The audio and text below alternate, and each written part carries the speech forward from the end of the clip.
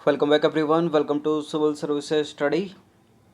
Practice set number 376 पर आ जाइए। UPPCS के लिए फोकस करेंगे इसमें हम इंडियन पॉलिटी के प्रश्नों पर। ठीक है, चलिए स्टार्ट करते हैं। उसी के आगे से कंटिन्यू करेंगे जहाँ तक इससे पहले वाले टेस्ट में हो गया था। चलिए तो क्वेश्चन नंबर 1 पर आ जाइए। निम्नलिखित में से किन अनुच्छेदों में निहित मूल अधिकार केवल भारतीय नागरिकों को ही प्राप्त हैं? ये इंपॉर्टेंट है प्रश्न, कई बार टेस्ट में देखा होगा आपने। कौन से मूल अधिकार हैं जो केवल भारतीय नागरिकों को ही प्राप्त हैं? देखिए, भारतीय संविधान के अनुच्छेद 12 से लेकर 35 में जो है फंडामेंटल राइट्स यानी मूल अधिकारों का वर्णन है, तो इनमें ही होगा वो कोई ना कोई अनुच्छेद। अनुच्छेद 16 केवल भारतीय नागरिकों को, अनुच्छेद 29 केवल भारतीय नागरिकों को, अनुच्छेद 19 केवल भारतीय नागरिकों को, इसके अलावा अनुच्छेद 15 और अनुच्छेद 30 केवल भारतीय नागरिकों को। इसके अलावा सारे भारतीय नागरिक और विदेशी दोनों। अनुच्छेद 21 में निहित प्रावधान विदेशियों के पास भी हैं, भारतीय नागरिकों के पास भी हैं। तो 1, 3, 4 इसका आंसर हो जाएगा option number B.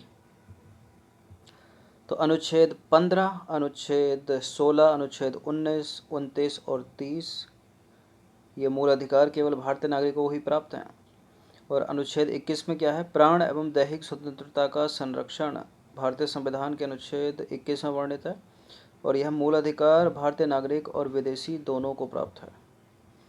Question number 2 पर आ जाइए। मूल अधिकार के उल्लंघन पर कोई व्यक्ति सीधे कहाँ नहीं जा सकता? जिला सत्र न्यायालय में नहीं जा सकता, ठीक है। उच्च न्यायालय में जा सकता है, उच्चतम न्यायालय में जा सकता है 226 के तहत और 32 के तहत, दोनों में सही है। अभी पहले ही है अपना आंसर।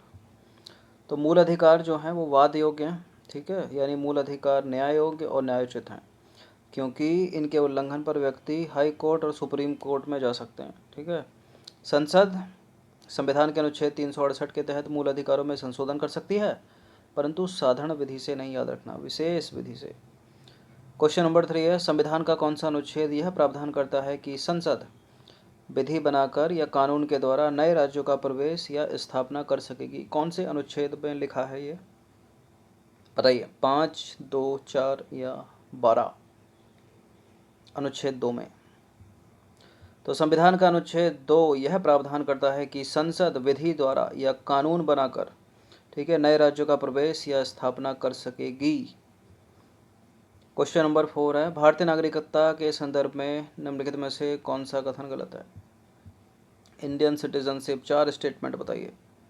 पहला पढ़ते हैं, जब कोई भारतीय नागरिक स्वेच्छा से भारतीय नागरिकता का त्याग करता है तो उस व्यक्ति का प्रत्येक नाबालिग बच्चा भारतीय नागरिक नहीं रहेगा। नाबालिग बच्चे की बात हो रही है, ठीक है। दूसरा स्टेटमेंट है, प्राकृतिकरण या देशीकरण द्वारा प्राप्त नागरिक को भी भारतीय नागरिकता से वंचित किया जा सकता है। पंजीकरण या प्राकृतिक नागरिकता के 5 वर्ष के दौरान नागरिक को किसी अन्य देश में 7 वर्ष की अगर सजा हो गई तो उसे भारतीय नागरिकता से वंचित कर दिया जाएगा। यदि कोई भारतीय नागरिक स्वेच्छा से किसी दूसरे देश की नागरिकता ग्रहण कर लेता है तो उसकी भारतीय नागरिकता स्वतः ही समाप्त हो जाएगी।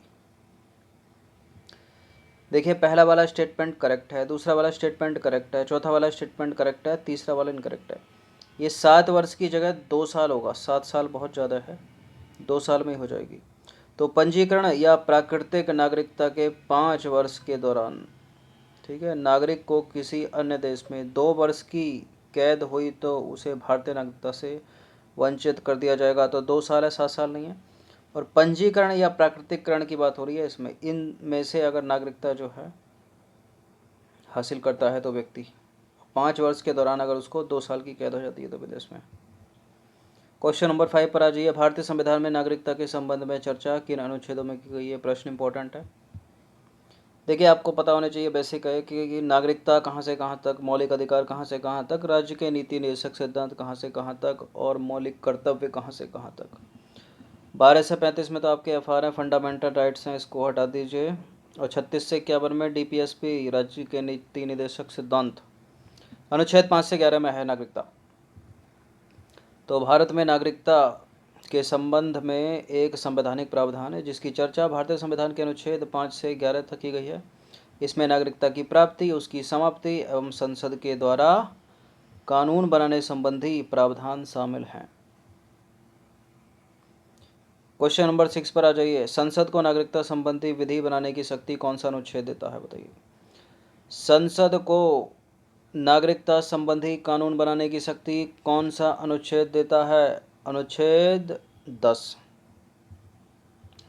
तो देखिए 8 में भी देख लेते हैं, 9 में भी देख लेते हैं, 10 में भी देख लेते हैं, 11 में भी देख लेते हैं। क्या अनुच्छेद 8 में उस व्यक्ति के संबंध में चर्चा की गई है जो भारतीय मूल या उद्भव के हैं परंतु वे भारत के बाहर रहते हैं। अनुच्छेद 9 में प्रावधान किया गया है कि कोई भारतीय नागरिक स्वेच्छा से किसी विदेशी राज्य की नागरिकता अर्जित कर लेता है तो वह व्यक्ति अनुच्छेद 5, 6 या 8 के आधार पर भारत का नागरिक नहीं समझा जाएगा। अनुच्छेद 10 संसद को नागरिकता संबंधी विधि बनाने का अधिकार देता है। ये मोस्ट इम्पोर्टेंट हो सकती है लाइन, ठीक है। अनुच्छेद 10। अनुच्छेद 11 में प्रावधान किया गया है कि नागरिकता के अर्जन या उसकी समाप्ति या नागरिकता संबंधी अन्य विषयों के संबंध में संसद की शक्ति कम नहीं होगी। क्वेश्चन नंबर 7 पर आ जाइए। निम्नलिखित कथनों पर विचार करना है। कुछ स्टेटमेंट है यहाँ पर। पहला स्टेटमेंट क्या है? भारतीय संविधान में नागरिकता संबंधी कानून बनाने की शक्ति केवल संसद को दी गई है, केवल संसद को। यानी ये कहना चाह रहा है कि राज्य के विधानमंडल के पास नहीं है। करेक्ट है क्या? करेक्ट है। चलो, दूसरा स्टेटमेंट है अमेरिका में केवल जन्मजात नागरिक ही राष्ट्रपति बन सकता है। और तीसरा स्टेटमेंट है भारत और ब्रिटेन में एकल नागरिकता का प्रावधान है। पहला स्टेटमेंट कुछ और बोला, दूसरा कुछ और बोला, तीसरा बोला कुछ पहले से मिलता जुलता। दूसरा भी करेक्ट है, अमेरिका में केवल जन्मजात नागरिक ही राष्ट्रपति बन सकता है, लेकिन भारत में ऐसा नहीं है, ठीक है। भारत और ब्रिटेन में एकल नागरिकता का प्रावधान है। सही है क्या? सही है। अमेरिका में केंद्र की अलग, स्टेट की अलग। तीनों के तीनों करेक्ट हैं। फिलहाल डी है इसका आंसर। तो भारतीय संविधान के भाग 2 के भीतर अनुच्छेद 5 से लेकर 11 तक नागरिकता संबंधी प्रावधान किया गया है। इसमें नागरिकता संबंधी कानून बनाने की शक्ति केवल संसद के पास है। यदि कोई स्टेटमेंट किसी परीक्षा में आपको दिखता है जो ये बताता है कि राज्य का विधानमंडल भी नागरिकता संबंधी कानून बना सकता है तो उसको काट देना।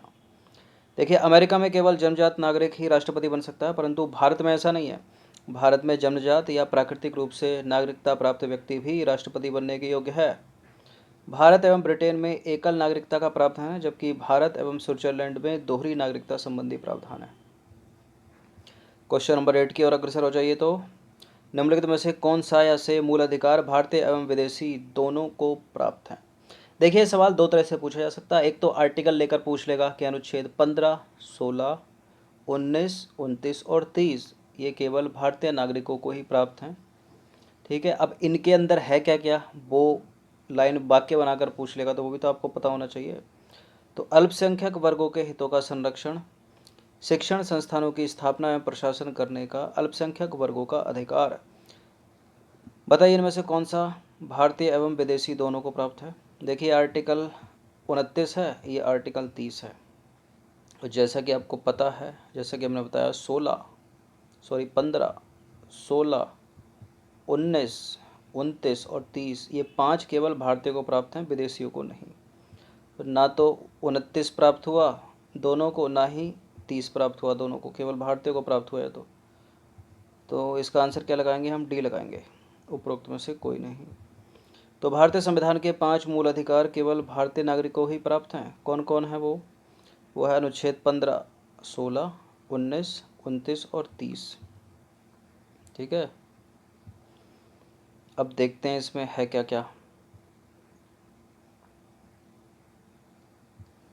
देखिए, अनुच्छेद 15 में है धर्म, मूल, जाति या लिंग या जन्मस्थान के आधार पर विभेद का प्रतिषेध। ये केवल भारतीय नागरिकों को है। इसके ऊपर मूवी भी बन चुकी है, आर्टिकल 15 अगर आपने देखी हो तो। अनुच्छेद 16 में क्या है? लोक नियोजन के विषय में अवसर की समानता है, केवल भारतीय नागरिकों को प्राप्त है। अनुच्छेद 19 में विचार एवं अभिव्यक्ति की स्वतंत्रता, शांतिपूर्ण सम्मेलन बनाने का अधिकार, निर्बाध विचरण, निवास और संघ बनाने की स्वतंत्रता केवल भारतीय नागरिकों को। अनुच्छेद 29 में अल्पसंख्यक वर्गों के हितों का संरक्षण, केवल भारतीय नागरिकों को। अनुच्छेद 30 में है शिक्षण संस्थानों की स्थापना एवं प्रशासन का अल्पसंख्यक वर्गों का अधिकार, केवल भारतीय नागरिकों को। ये आर्टिकल इसने ऐड किया गया अनुच्छेद 21, क्योंकि इसको बहुत बार ऐड कर करके पूछा गया है पिछले 10 वर्षों में। प्राण एवं दैहिक स्वतंत्रता का संरक्षण भारत एवं विदेशी दोनों नागरिकों को प्राप्त है। इस चीज़ को याद रखना हमेशा। क्वेश्चन नंबर 9 पर आ जाइए। निम्नलिखित में से कौन से क्षेत्र भारत द्वारा एक्वायर क्षेत्र नहीं है? कौन सा क्षेत्र है जो भारत द्वारा अर्जित क्षेत्र नहीं है? ठीक है, जैसे 35-36 संविधान संशोधन अधिनियम सिक्किम से रिलेटेड है। ठीक है, तो ये है अर्जित है। दमन द्वीप है, पुदुचेरी है, गोवा है। ठीक है, लक्षद्वीप नहीं है। तो सबको देख लेते हैं एक एक करके। देखिए, गोवा और दमन द्वीप को सन 1961 से पहले जो है पुर्तगालियों का अधिकार था उनके ऊपर, और भारत ने सन 1961 में पुलिस कार्यवाही के द्वारा इन क्षेत्रों को अधिकृत कर लिया। पुडुचेरी की बात करें तो 1954 तक फ्रांस का अधिकार था इसके ऊपर। 1954 में फ्रांस ने इसे भारत को सौंप दिया। सिक्किम की बात करें तो 1947 में ब्रिटिश शासन समाप्त होने के पश्चात भारत ने इसे रक्षित क्षेत्र घोषित किया था सिक्किम को। 1947 तक इस पर चोग्याल डायनेस्टी का शासन था। 35वां संविधान संशोधन अधिनियम किया गया और भारत का यह सह राज्य बना। फिर एक 36वां संविधान संशोधन अधिनियम किया गया, उसके तहत सिक्किम को पूर्ण राज्य का दर्जा प्राप्त हुआ भारत के। और मोस्ट इंपॉर्टेंट है, बड़ा कन्फ्यूज़न करते हैं एग्जामिनर 36वें संविधान संशोधन और 35वें संविधान संशोधन में। 35वां संविधान संशोधन सिक्किम को भारत के सह राज्य का दर्जा देता है और 36वां संविधान संशोधन अधिनियम सिक्किम को भारत के पूर्ण राज्य का दर्जा देता है। इस चीज़ को याद रखना। दादर और नगर वाली हवेली 1954 तक पुर्तगालियों का शासन था इस पर, और भारत द्वारा 1961 में इसे संघ राज्य क्षेत्र का दर्जा दिया गया। तो पुर्तगालियों के अधीन कौन कौन हो गए? दमन द्वीप हो गया, गोवा हो गया और दादर नगर वाली हवेली, 3 है ना, याद रखना, ये भी पूछ लिया जाता है। चलिए क्वेश्चन नंबर 10 पर आ जाइए। निम्नलिखित कथनों पर विचार करेंगे, 2 स्टेटमेंट के साथ बताइए इनमें से कौन सा करेक्ट होगा।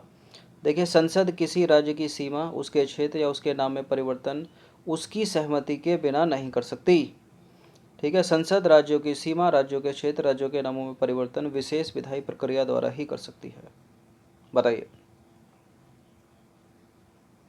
देखिए, पहला वाला गलत है। संसद किसी राज्य की सीमा में, उसके क्षेत्र या उसके नाम में परिवर्तन उसकी सहमति के बिना कर सकती है।